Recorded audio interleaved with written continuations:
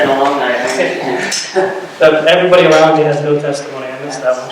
It's no problem at all. As you now know, my name is Jonathan Jacobs, and I am testifying in opposition to House Bill 5093. Mr. Chair, ladies and gentlemen, thank you so much for sticking around and hearing this, because this is an important issue. I want to talk about prosecutorial discretion. No, that's a joke. I just needed to.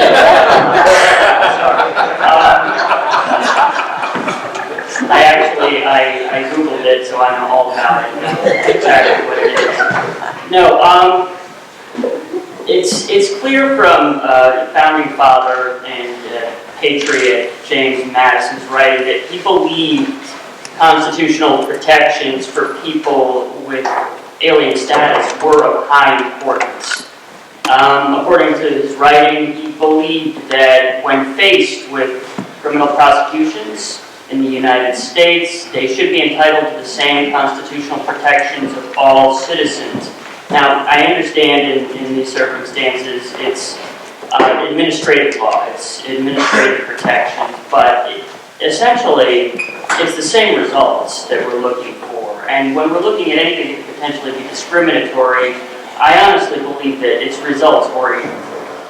Regardless of the good-natured intent of certain pieces of legislation, it's the results that ultimately affect the people's lives. You know, James Madison was substantiated by the Fourth Amendment, Fifth Amendment.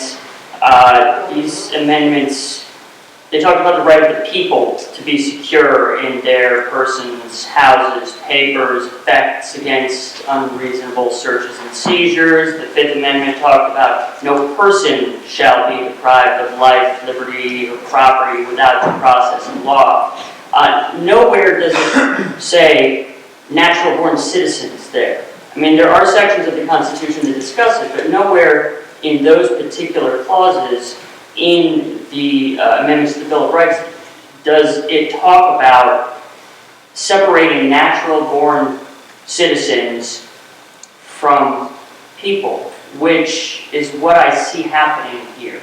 It makes me nervous when we talk about people as opposed to illegals, because people aren't illegal. Actions can be illegal, but people are not illegal.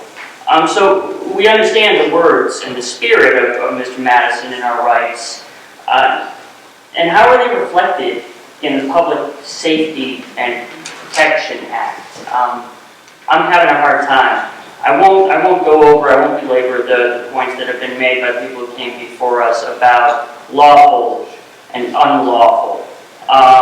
That's been mentioned. I will bolster that by saying I also am a state employee. I am not speaking on behalf of the state or any agency that I work for. However, as a state employee, I certainly am hesitant to be particularly enthusiastic about having to report something under penalty of law, lawful or unlawful. That I'm having trouble with, but you know, maybe someone can square that circle for me.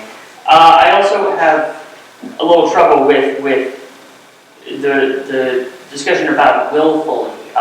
If someone is willfully restricting or willfully withholding information, that gets into a whole issue of intent, and I think it's very difficult to prove intent, and I think that there are certain people who could be smeared or ruined or fired or lose their jobs over the potentially, the idea, the implication that something was willful when in fact it wasn't. But overall, I mean, what I see is that this bill reads as divisive. This bill reads as contradictory to the spirit and the text of the United States Constitution. This bill reads like it could potentially stoke fear and animosity within communities. And as you know, Brother Arrojo said, between neighbors, and provide an opening for agency and citizen profiling and reporting to people, resulting in administrative legal consequences, circumventing due process, and creating a record of information that then may be unrestrictedly maintained, exchanged with any other state, local, federal agency, I mean, regardless of whether or not it's lawful or unlawful, just based on suspicion. So, I mean, all of this could potentially result from an anonymous report. These are all things that I have a hard time with